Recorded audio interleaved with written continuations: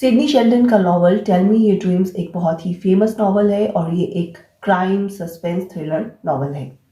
कहानी है एक लड़की एशले पैटरसन की जो बहुत ही दब्बू किस्म की है और किसी भी लड़के से दोस्ती करना पसंद नहीं करती है, अपने में ही रहती है। अब उसी की ऑफिस में दो और लड़कियां हैं जिनका नाम है टॉनी और एलिस, जो एशले को बिल्कुल पसंद नहीं करती हैं। अब ये एक नॉवल है और इसमें हम कोई भी चेहरा देख नहीं पा रहे हैं। तो अब एशले को लगता है, जो कि वो एक दब्बू किस्म की लड़की है, उसे लगता है कि कोई उसका पीछा कर रहा है और उसे मारने की कोशिश कर रहा है।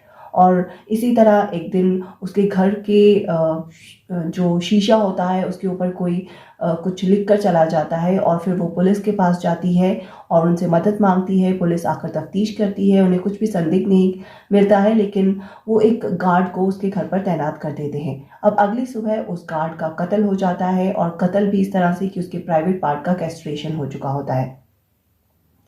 अब एशले के आसपास जब भी कोई मेल इस तरह से उससे दोस्ती करने की कोशिश करता है तो उसका अंजाम यही होता है।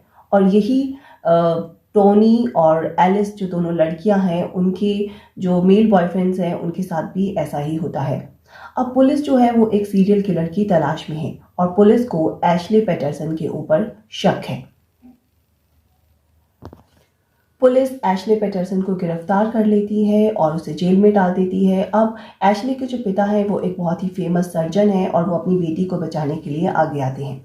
वो एक लॉयर को हायर करते हैं और वो जो लॉयर है वो एशले के पिता के एहसानों की तले दबा हुआ है। उन्होंने उसकी माँ की जान बचाई थी, तो वो चाहते हैं कि वही उनकी बेटी का केस।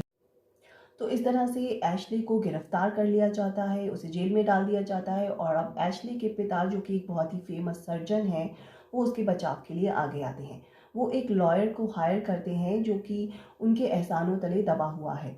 उन्होंने उसकी माँ की जान बचाई थी। अब एशले को एग्जामिन किया जाता है और डॉक्टर्स और उनको पता चलता है कि एशले जो है वो मल्टीपल पर्सनैलिटी डिसऑर्डर की शिकार है।